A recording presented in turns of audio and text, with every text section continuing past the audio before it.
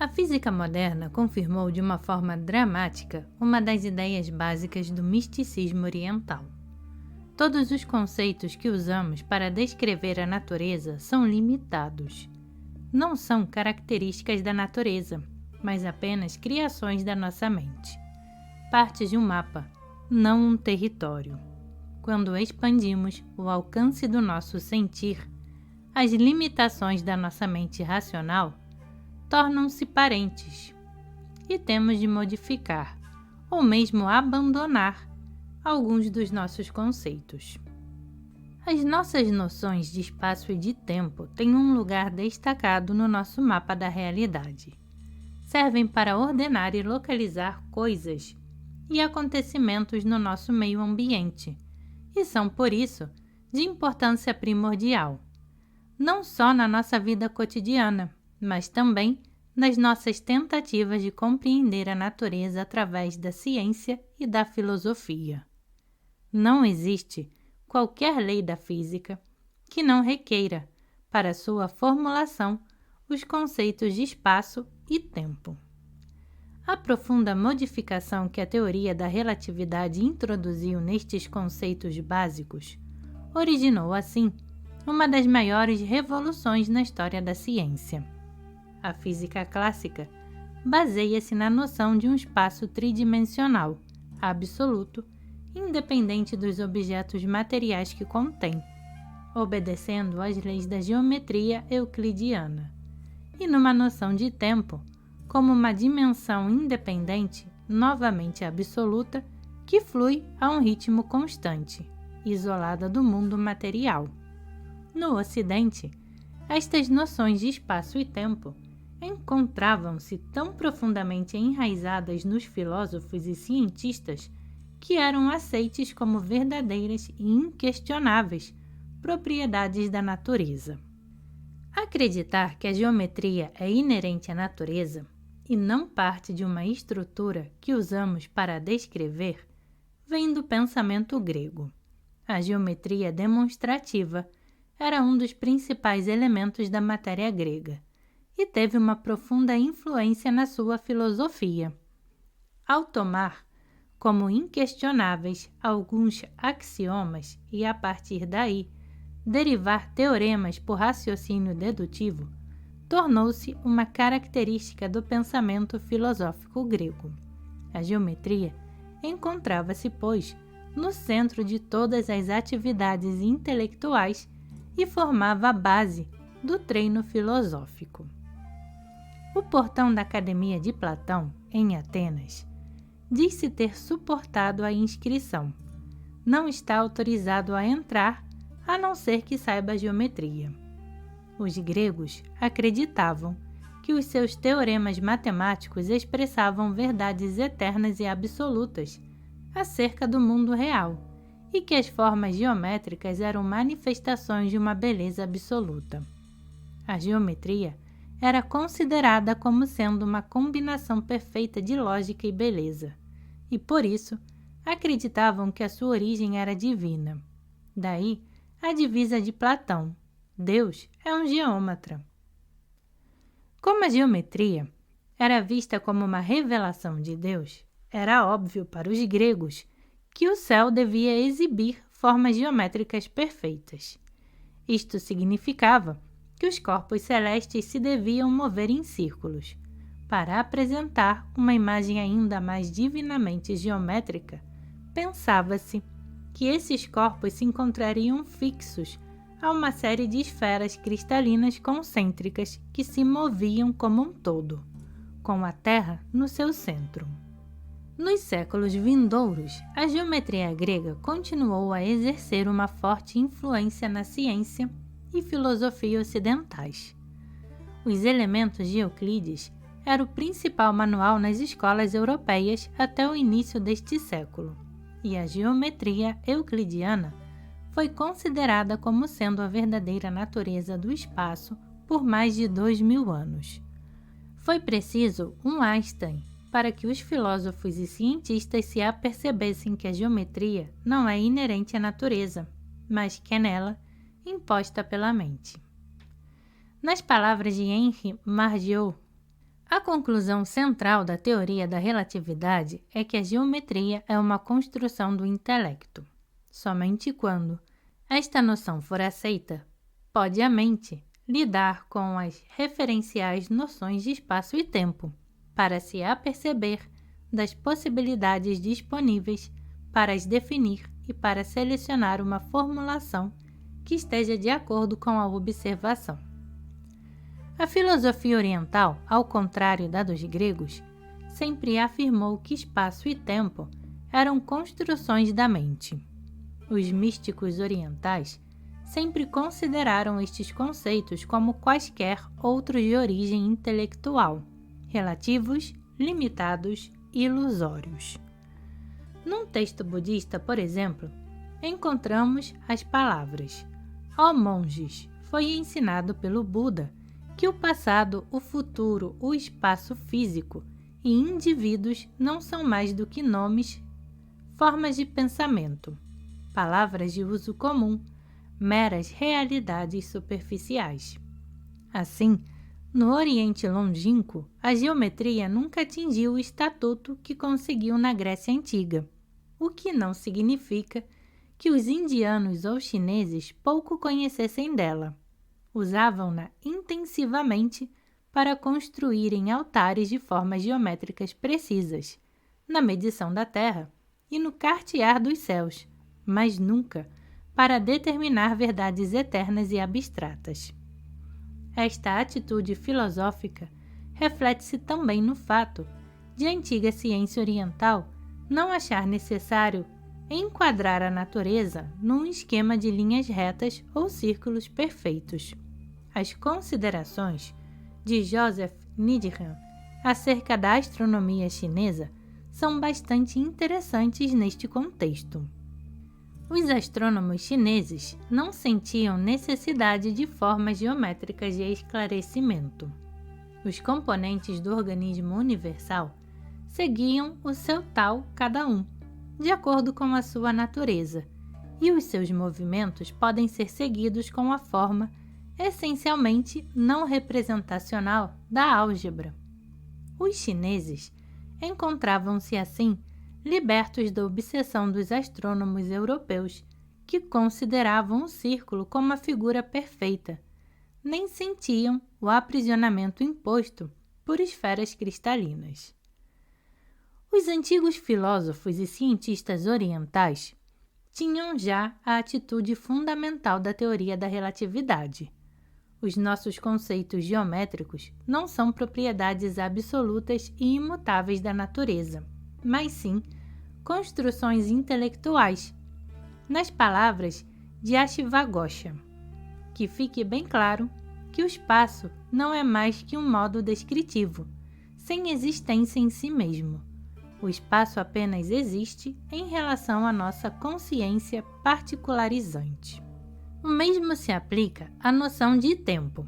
Os místicos orientais ligam as noções de espaço e tempo a estados particulares de consciência, sendo capazes de ir além do estado normal de consciência através da meditação. Apercebem-se que esses conceitos convencionais não são a última verdade. A apurada concepção do espaço e tempo que resulta do seu sentir místico mostra-se em muitos aspectos semelhante ao conhecimento adquirido pela física moderna, como é exemplificado pela teoria da relatividade. Qual é, então, esta nova perspectiva em relação ao espaço e ao tempo que surgiu da teoria da relatividade? Baseia-se no fato de que todas as medições efetuadas no tempo e no espaço são relativas. A relatividade dos acontecimentos no espaço era já um fato conhecido. Era já tido como certo que a posição de um objeto no espaço pode ser definida relativamente a um outro objeto. Isto é geralmente conseguido com o auxílio de 3 coordenadas, e o ponto a partir do qual estas são medidas pode ser o local onde se encontra o observador. Para ilustrar a relatividade de tais coordenadas, imaginemos 2 observadores que flutuam no espaço, observando um guarda-chuva. O observador A vê o guarda-chuva à sua esquerda e ligeiramente inclinado, por tal forma que o cabo se encontra mais próximo de si. O observador B, por outro lado, vê o guarda-chuva à direita e com inclinação tal que é o cabo que se encontra mais afastado dele.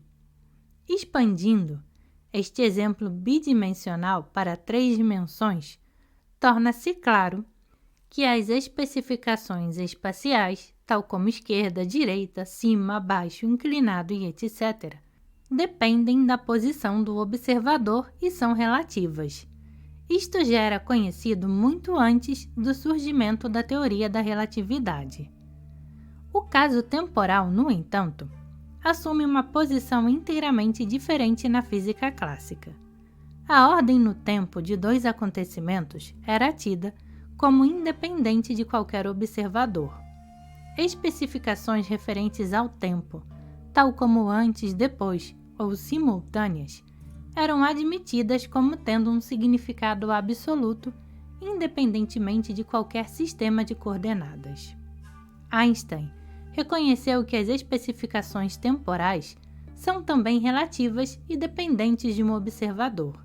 No dia a dia, criamos a noção de ser possível ordenar os acontecimentos que nos rodeiam numa sequência temporal única, devido ao fato de a velocidade da luz, 300.000 km por segundo, ser tão elevada, comparativamente com qualquer outra velocidade que conhecemos, que podemos assumir que os acontecimentos se dão no instante em que ocorrem.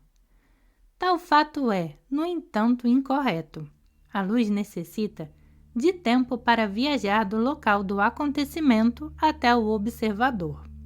Normalmente, esse tempo é tão curto que se pode considerar a propagação da luz como sendo instantânea, mas quando o observador se desloca a uma velocidade elevada relativamente ao fenômeno observado, o intervalo de tempo que existe entre a ocorrência e a sua observação adquire um papel muito importante no estabelecimento da sequência de acontecimentos. Einstein apercebeu-se que, em tal caso, observadores que se desloquem a diferentes velocidades ordenarão os acontecimentos no tempo de forma diferente. 2 acontecimentos que parecem ocorrer simultaneamente para um determinado observador podem ocorrer em sequências temporais diferentes para o outro. As velocidades normais, bastante inferiores à da luz, as diferenças existentes são tão pequenas que não são detectáveis, mas quando a velocidade aumenta, os seus efeitos passam a ser mensuráveis. Na física de altas energias, onde os acontecimentos são interações entre partículas movendo-se a velocidades próximas da velocidade da luz, a relatividade do tempo é facilmente estabelecida e confirmada por inúmeras experiências. A relatividade do tempo também nos força a abandonar o conceito newtoniano de espaço absoluto. Tal espaço era visto como tendo uma configuração de matéria bastante definida em cada instante. Mas como agora, tal simultaneidade é um conceito relativo, depende do tipo de movimento do observador. Já não é possível definir um tal instante para todo o universo. Um acontecimento longínquo que ocorra num determinado instante para um observador pode acontecer mais cedo ou mais tarde para outro. Não é então possível falar do universo num dado instante, de forma absoluta. Não existe espaço absoluto, independentemente do observador. A teoria da relatividade veio mostrar-nos que todas as medições efetuadas que envolvam espaço e tempo perdem o seu significado absoluto, forçando-nos a abandonar os conceitos clássicos de espaço e tempo absolutos. A importância fundamental de tal desenvolvimento é claramente expressa nas palavras de Mendel Sachs. A verdadeira revolução que surgiu com a teoria de Einstein foi abandonar a ideia que o sistema de coordenadas As 4 dimensões do espaço-tempo têm um significado objetivo como entidade física isolada. No lugar de tal conceito, a teoria da relatividade veio colocar a noção de as coordenadas do espaço e tempo serem apenas elementos de uma linguagem que é usada por um observador para descrever o mundo que o rodeia. Esta afirmação de um físico contemporâneo revela a íntima afinidade existente entre as noções de espaço e tempo na física moderna e as noções dos místicos orientais, que declaram, como já foi referido, que espaço e tempo não são mais do que nomes, formas de pensamento, palavras de uso comum. Tendo as noções de espaço e tempo sido reduzidas ao papel subjetivo de elementos de linguagem empregues por um utilizador para descrever fenômenos naturais, conclui-se que cada observador descreverá tais fenômenos de diferentes maneiras. Para conseguirem retirar algumas leis universais das suas descrições, os observadores devem formular essas leis de tal forma que a sua interpretação seja a mesma em todos os sistemas de coordenadas, isto é, para todos os observadores em quaisquer posição e movimento relativos. Este requisito é conhecido como princípio da relatividade e foi, de fato, o ponto de partida para a teoria da relatividade. É curioso que o embrião de toda a teoria estivesse contido num paradoxo que surgiu a Einstein quando ele tinha apenas 16 anos. Imaginou como um observador veria um feixe de luz se deslocasse juntamente com ele a velocidade da luz, e concluiu que esse observador veria esse feixe de luz como um campo eletromagnético oscilante aparentemente em repouso, isto é, sem se propagar, sem formar uma onda. No entanto, tal fenômeno é desconhecido em física. Parecia então, aos olhos do jovem Einstein, que algo que era observado por um observador, como sendo um fenômeno eletromagnético bem conhecido, nomeadamente um feixe de luz, surgisse como um fenômeno contraditório das leis da física, algo que ele não podia aceitar. Anos mais tarde, Einstein apercebeu-se que o princípio da relatividade pode ser satisfeito na descrição de fenômenos eletromagnéticos apenas se todas as referências espaciais e temporais forem relativas. As leis da dinâmica, que regulam os fenômenos de corpos em movimento, e as leis da eletrodinâmica, a teoria da eletricidade e magnetismo, podem ser formuladas numa estrutura relativística, comum que inclui 3 coordenadas espaciais e uma quarta, o tempo, a ser especificado relativamente ao observador.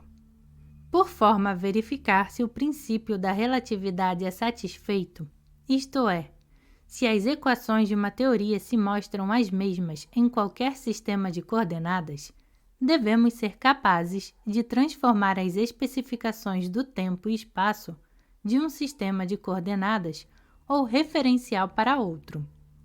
Tais transformações eram já conhecidas e largamente empregues na física clássica. Em física relativista surge uma nova situação pelo fato de uma quarta dimensão, o tempo, será ditada às 3 coordenadas especiais, como a transformação de cada coordenada em diferentes referenciais é expressa como uma combinação de coordenadas de um outro referencial. Uma coordenada especial surgirá, geralmente, como uma mistura de coordenadas de espaço e tempo. Esta é, na verdade, uma situação inteiramente nova. Cada mudança de sistema de coordenadas mistura espaço e tempo numa forma matemática bem definida. Os 2 conceitos não podem mais ser tidos como independentes, pois o que para um observador é espaço, será para outro uma conjunção de espaço e tempo. A teoria da relatividade veio mostrar que o espaço não é tridimensional e que o tempo não pode ser considerado uma entidade isolada. Estão ambos intimamente ligados e inseparavelmente conexos, formando um contínuo a 4 dimensões, a que se dá o nome de espaço-tempo. Este conceito de espaço-tempo foi introduzido em 1908 por Hermann Minkowski, com as seguintes palavras: as visões de espaço e tempo que quero apresentar-vos brotaram do terreno experimental da física, e aí reside a sua força. São radicais. Daqui em diante, espaço por si só e tempo por si só estão condenados a desaparecer em sombras difusas, e apenas uma união das duas prevalecerá como uma realidade independente.